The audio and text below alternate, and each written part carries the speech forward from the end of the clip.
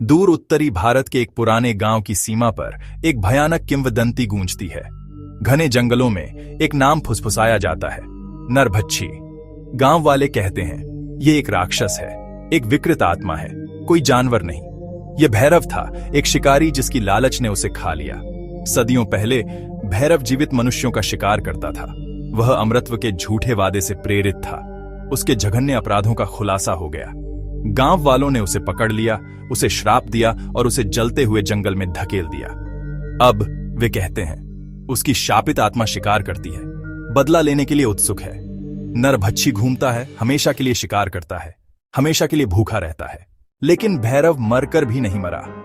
राख से उसका रूप बदल गया।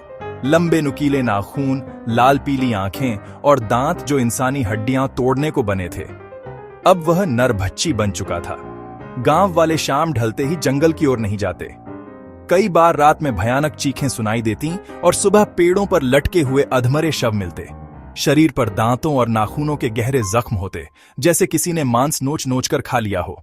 जंगल नरभक्षी का घर है, वहां जाना मौत को बुलाना है। लेकिन नए जमाने के कुछ लड़कों ने इसे अंधविश्वास समझा।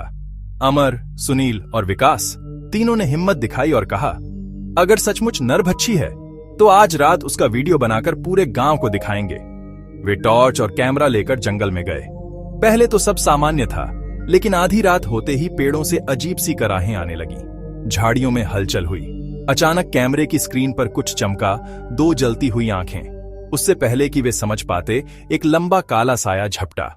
भागो, ये इंसान नहीं है। लेकिन देर हो चुकी थी। नरभक्षी ने उसे पकड़कर अंधेरे में घसीट लिया।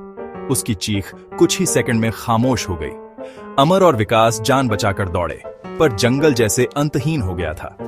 हर रास्ता उन्हें उसी जगह ले आता जहां पेड़ों के बीच नरभक्षी खड़ा था, मुंह से टपकता ताजा खून और हाथ में इंसानी हड्डियां। सुबह गांव वाले जब खोजने गए तो केवल कैमरा मिला।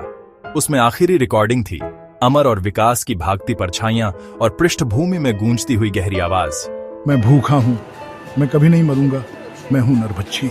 उस दिन से गांव वालों ने जंगल के चारों ओर मिट्टी की दीवार बना दी। फिर भी रात की खामोशी में कभी कभी चीखें आती और लोग जानते थे कि नरभक्षी अब भी जीवित है, किसी और शिकार के इंतजार में।